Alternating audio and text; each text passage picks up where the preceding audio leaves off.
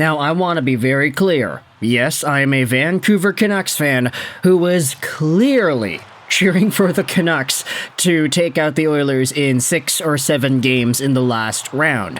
But I also wanted to make something else clear in this video too. This is not a post-game video. We're not breaking down Game 1 of Edmonton versus Dallas. What I wanted to do here was just talk about the vibes and talk about some of the extra stuff that I had real-life conversations about in regards to Edmonton-Dallas Game 1. Essentially, the main idea I wanted to focus on in this video is that Connor McDavid is pretty much the main character of the NHL now. Isn't he? I mean, you take a look at the journey, you take a look at the narrative, you take a look at the structure of his career, and you take a look at the overarching idea that surrounds the Edmonton Oilers in this season. Everybody heading into the playoffs was talking about, okay, Edmonton is supposed to be a cup favorite here. They were a cup favorite at the beginning of the season. They were a cup favorite last year in the summer. But then, when they started out the year terribly under Jay Woodcroft and went down the drain, that is sort of when that reputation shattered. A lot of people were like, okay, well, the Oilers are kind of ass now, so they're probably not going to do well. Right? We had some people saying, okay, well, you just don't count out McDavid, you don't count out Draisaitl, you don't count out Evan Bouchard, and once Chris Knoblauch took the reins of this head coaching stint, that is when the Oilers started to pop off. They won a whole bunch of games in a row, they forced themselves back into the playoff picture, they were second in the Pacific, and with all that momentum, starting at the 24 playoffs, a lot of people were like, okay, well, the Oilers are now going to be one of the top-end favorites here. Based off of the momentum heading into the playoffs, based off of the betting odds, everybody was saying, yeah, no, Edmonton is going to be one of these favorites. They could be the favorite to escape out of the Pacific Division and make the Western Conference Finals. Now, as much as it pains me to say that, yeah, no, the Oilers were the favorite heading into it. So the fact that they did find themselves in the third round is not too much of a surprise, but the narrative as to how everything got here, it's something to behold. The LA Kings absolutely got destroyed by Edmonton. Connor Mac, Leon Draisaitl, these guys went off, and then in the second round you had the Oilers' backs against the walls at the hands of Vancouver. Canucks had a 3-2 series lead, and guess what? Connor McDavid and Leon Draisaitl, they call themselves out at the end of Game 5. They put pedal to the metal in the remaining games. Connor McDavid especially goes out there and has a stellar Game 6, and then in Game 7, while Leon Draisaitl and Connor McDavid weren't the reasons that the Oilers ended up winning, they still were the faces of what was an Oilers depth core that really showed up to play and got things done. Now, in Game 1 against the Dallas Stars, Connor McDavid is seemingly all that we can talk about. And I'm not even talking about the goals, I'm not talking about the assists or the points or whatever, I'm talking about the big moments. Connor McDavid has the spotlight on him because not only does he score himself the overtime game-winning goal, but he also got robbed in overtime of a brilliant chance by Jake Oettinger. McDavid also got a double minor, 4 minutes for high sticking. McDavid also was just kind of everywhere, and you could see that his story has been up front and center in this playoff run. If there is anybody to take the mantle of the NHL's main character this year, it's Connor Mac. I mean, look, the narrative surrounding the Oilers around the Game 5-ish mark of last series, so against the Vancouver Canucks, it was that when the Oilers were down 3-2, this could be like an implosion in on itself if the Oilers ended up losing to Vancouver, if they lost in Game 6, if they lost in Game 7, because the Oilers with the McDavid and Draisaitl core have been not as successful as you might expect in the Stanley Cup Playoffs when you have two of the best players in the world. The team made the third round once, 2 seasons ago, but they didn't even win a game in the third round against the Colorado Avalanche. Last year, they got eliminated by third-string backup goaltender Adin Hill and the Vegas Golden Knights, the inevitable Stanley Cup champions, and it seemed like frustration was brewing. Okay, McDavid and Draisaitl are not going to be around here forever. Draisaitl's contract is expiring soon. Who knows if he comes back?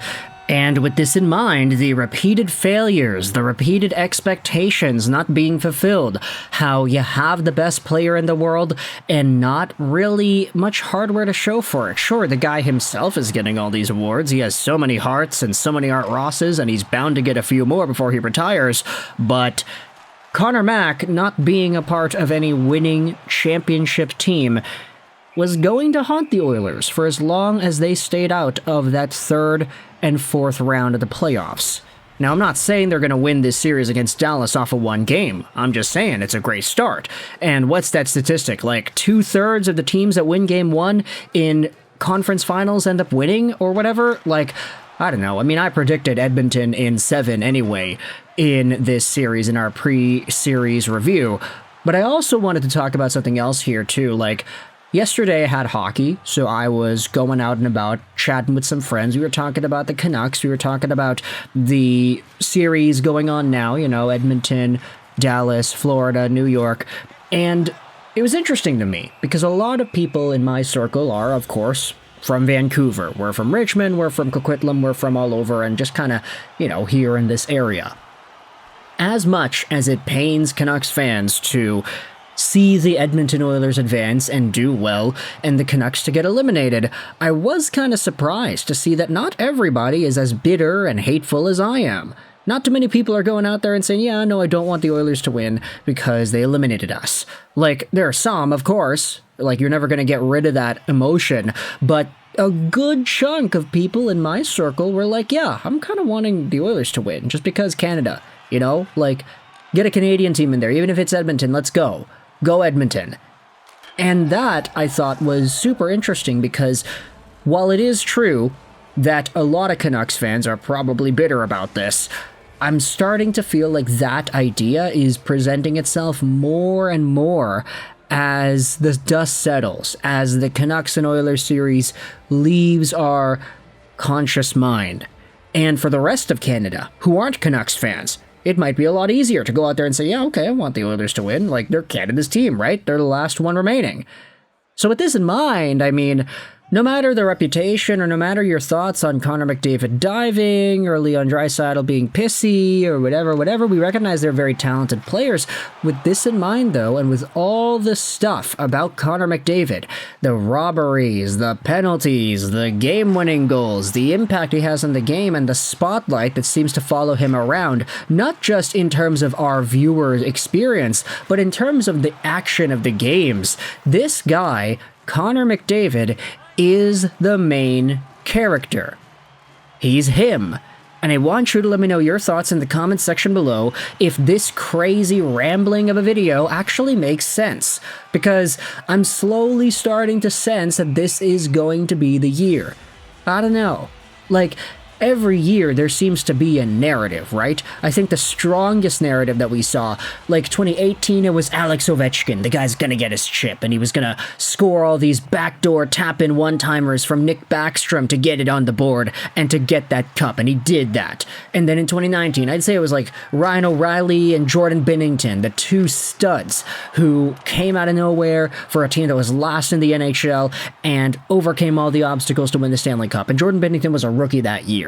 2020, it was like Steven Stamkos because he didn't play in the playoffs, but his team still won. He played one shift and scored a goal, and that was it. 2021, it was the repeat. Nikita Kucherov and Hedman went off. 2022, what was that? And yeah, Nathan McKinnon's time to shine. 2023, you could say it was Jack Eichel and his entire run that allowed the Vegas Golden Knights to prosper. Of course, I'm just kind of singling out one guy here, but that's kind of what the narrative feels like. Feels like out of all the thoughts and all the guys that were doing well, some of these players happen to have the biggest spotlight shined upon them, and Connor McDavid is doing just that. So, if you're a fan of the Oilers or a Canucks fan, let me know your thoughts in the comment section below. How are you cheering about this Stanley Cup Western Conference Finals? Are you actually watching the games and cheering for anybody? Are you okay with whatever happens? Are you content with the teams involved here, or would you rather see one or the other go over? Let me know your thoughts in the comment section below. I hope you enjoyed this video, and bye.